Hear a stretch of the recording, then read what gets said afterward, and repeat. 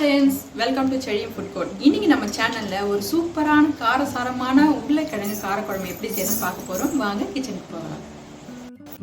First அடுப்புல எண்ணெய் ஒரு 4 டேபிள் ஸ்பூன் அளவுக்கு எண்ணெய் நம்ம ஆட் பண்ணிக்கலாங்க. உங்களுக்கு வேணும் அப்படினா கூட நார்மல் எண்ணெய் பதிலா நீங்க நல்லெண்ணெய் கூட சேர்த்துக்கலாம்.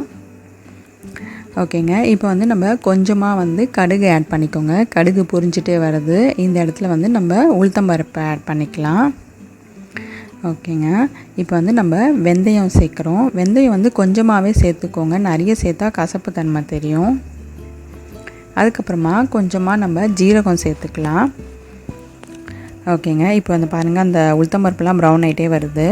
இப்போது 4லேருந்து ஒரு 5 அளவு பூண்டு எடுத்திருக்கேன்னா இதை குட்டி குட்டியாக கட் பண்ணி வச்சுக்கோங்க. இந்த மாதிரி இதையும் நல்லா வதக்கிக்கோங்க. இதெல்லாம் நல்லா குழம்புக்கு ஃப்ளேவர் கொடுக்கறதுக்காக நம்ம ஆட் பண்ணுறோம்.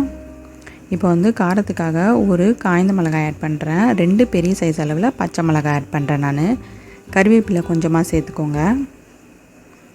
இப்போ 2 மீடியம் சைஸ் அளவுக்கு வெங்காயத்தை இந்த மாதிரி குட்டி குட்டியாக கட் பண்ணி வச்சுருக்கேன். நீங்கள் அதையும் ஆட் பண்ணிக்கோங்க.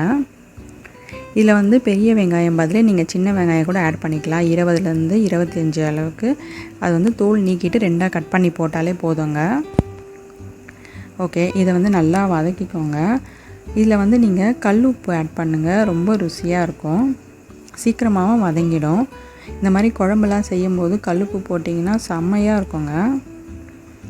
ஓகே. நல்லா வதக்கி விட்டுக்கோங்க. அந்த ஆனியனோட கலர் பாருங்கள், சேஞ்ச் ஆகிட்டே வருது. நம்ம போடும்போது நிறைய வெங்காயம் இருந்த போல் இருந்தது. ஆனால் வதங்கின பிறகு பாருங்கள் கொஞ்சமாக ஆகிடுச்சு. ஓகேங்க. அந்த வெங்காயம்லாம் நல்லா வதங்கிடுச்சு. இப்போ நம்ம பெருங்காயம் ஆட் பண்ணிக்கலாம். அதையும் நல்லா மிக்ஸ் பண்ணி விட்டுருங்க. ஓகே. இப்போது நம்ம 2 மீடியம் சைஸ் அளவுக்கு தக்காளி எடுத்துக்கோங்க. அதை இந்த மாதிரி நான் குட்டி குட்டியாக கட் பண்ணி வச்சுருக்கேன். இது நல்லா வதக்கிக்கணும். மஞ்சத்தூள் ஆட் பண்ணிக்கோங்க. இந்த குழம்பு ரொம்ப ஈஸியாக செஞ்சிடலாங்க. ரொம்ப ருசியாகவும் இருக்கும். இப்போ சில்லி பவுடர் ஆட் பண்ணுறோம். நம்ம பச்சை மிளகாய் காய்ந்த மிளகாய் சேர்த்துருக்கிறதுனால சில்லி பவுடர் நீங்கள் பார்த்து தான் ஆட் பண்ணோம். ரொம்ப அதிகமாக ஆட் பண்ணக்கூடாது. அதுக்கப்புறம் தனியாத்தூள் சேர்த்துக்கலாம் நம்ம. ஓகேங்க. இது எல்லாத்தையும் நல்லா கலந்து விட்டுக்கோங்க.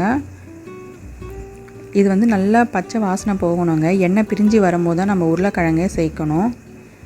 இங்கே பாருங்கள், நல்லா மிக்ஸ் பண்ணி விட்டுருங்க. அதை அடுப்பை ஸ்லோவில் வச்சுக்கோங்க. அப்போ தான் சீக்கிரமாக நல்லா பச்சை வாசனைலாம் போகும். ஓகே. இப்போ உருளைக்கிழங்கு நான் தோலோடு தாங்க போட்டிருக்கேன். ஏன்னா உருளைக்கிழங்குனாவே கேஸ் ப்ராப்ளம் அப்படின்னு சொல்லிட்டு நினைப்பாங்க. அதனால் நீங்கள் தோலோடு போட்டிங்க அப்படின்னா அந்த ப்ராப்ளம்லாம் இருக்கவே இருக்காது. நான் 2 உருளைக்கிழங்கு எடுத்திருக்கேன். அதாவது 1/4 கிலோ அளவுங்க இந்த உருளைக்கிழங்கு. இதை நல்லா தண்ணி வடிச்சிட்டு இந்த மசாலாவில் ஆட் பண்ணிவிடுங்க. ஆட் பண்ணிவிட்டு நல்லா கலந்து விட்டுருங்க. அப்போ தான் அந்த உருளைக்கிழங்குல இந்த மசாலா நல்லா பைண்ட் ஆகும். ஓகே.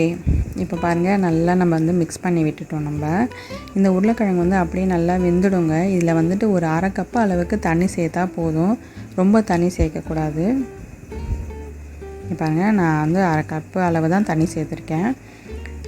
இது நீங்கள் இட்லி, தோசை, ரைஸு, சப்பாத்தி இந்த குழம்பு அதுக்கெல்லாம் சைட் டிஷ்ஷாக யூஸ் பண்ணிக்கலாங்க. இந்த சூடான சாப்பாடில் இதை ஊற்றி சாப்பிட்டிங்கன்னா செம்மையாக இருக்கும். இதுக்கு வெறும் அப்பளம் வச்சுன்னு சாப்பிட்டாலே சூப்பராக இருக்கும். ஓகே. இப்போ அடுப்பு ஸ்லோலியே வச்சுருங்க. நல்லா அந்த உருளைக்கிழங்கெல்லாம் வெந்துடும். இப்போ நம்ம புளி கரைச்சல் ரெடி பண்ணி வச்சுருக்கோம். அதை இதில் ஆட் பண்ணணுங்க. ஒரு லெமன் சைஸ் அளவுக்கு நான் புளி ஊற வச்சேன். இந்த புளி கரைச்சலை இந்த மாதிரி வடிகட்டி எடுத்துக்கோங்க. அப்போ தான் அந்த டஸ்ட்லாம் அதில் போகாது. இப்போது நல்லா கலந்து விட்டுட்டு உப்பு வேணும் அப்படின்னா இன்னும் கூட கொஞ்சம் நம்ம ஆட் பண்ணிக்கலாம். அடுப்பை ஸ்லோவில் வச்சுட்டு ஒரு 15லேருந்து 20 மினிட்ஸ் நல்லா கொதிக்க விடணுங்க. அப்போ தான் அந்த புளியோடைய பச்சை வாசனைலாம் போகும். அப்படியே குழம்பும் நல்லா திக்காகும். இங்கே பாருங்கள், மேலே நல்லா எண்ணெய் தெரியுது. நல்லா ரெடி ஆகிட்டே வருதுங்க. குழம்பு வாசனை செம்மையாக இருக்குது. ஓகேங்க.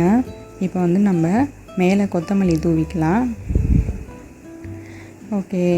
இப்போது அந்த ஃப்ளேவர் செம்மையாக இருக்குங்க. நம்ம அடுப்பை ஆஃப் பண்ணிடலாம். ரெடி ஆகிடுச்சு குழம்பு. சூப்பரான காரசாரமான உருளைக்கிழங்கு காரக்குழம்பு ரெடி. என்ன ஃப்ரெண்ட்ஸ், இந்த சூப்பரான காரக்குழம்பை பார்த்து என்ஜாய் பண்ணீங்களா? மறக்காமல் உங்கள் வீட்டில் இதை செஞ்சு பாருங்கள். அது மட்டும் இல்லைங்க, இந்த சேனல் சப்ஸ்கிரைப் பண்ணுங்கள், லைக் பண்ணுங்கள், ஷேர் பண்ணுங்கள். நன்றி.